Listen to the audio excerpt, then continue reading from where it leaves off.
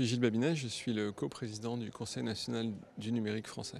L'intelligence artificielle, c'est vraiment une révolution que tout le monde attendait puisque ça amène des gains de productivité et qui sont probablement très importants. Ça veut dire que finalement, avec un coût marginal, puisque ce n'est pas des technologies qui sont une fois portées à l'échelle chères, vous arrivez à amener des gains de productivité très importants, ce qu'on voit déjà dans un certain nombre de professions comme le marketing, le design, etc. Et l'opportunité, je pense, pour l'Afrique, c'est finalement, sans mobiliser des capitaux qu'elle n'a pas, ou qu'elle a peu, en réalité, d'être capable d'accéder à ces technologies.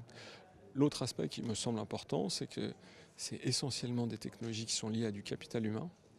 Et donc il y a une très grande jeunesse en Afrique. Des universités comme l'UM6P forment ces Africains. Et il faut à peu près s'assurer que ce capital humain ne part pas aux États-Unis ou en Europe, mais reste pour transformer les pays subsahariens ou la zone Maghreb. Alors, il y a évidemment des risques qui sont souvent évoqués par les médias, qui sont ce qu'on appelle AGI, c'est-à-dire le fait que la machine devienne autonome et fasse mal aux humains. Je pense que pour l'instant, c'est une perspective de très long terme, supérieure à 10 ans, peut-être à 20 ans.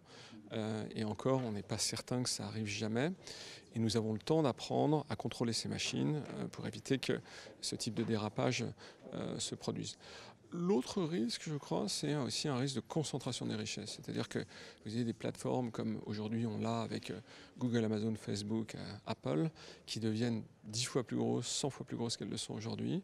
Et ça, c'est plutôt un risque politique et un risque d'antitrust. C'est-à-dire que c'est au pouvoir politique, au G7, aux autorités de régulation de la concurrence dans les différents pays de faire leur travail pour empêcher ces entreprises d'être trop grosses et de s'assurer que finalement les profits ne sont pas trop importants et équitablement distribués.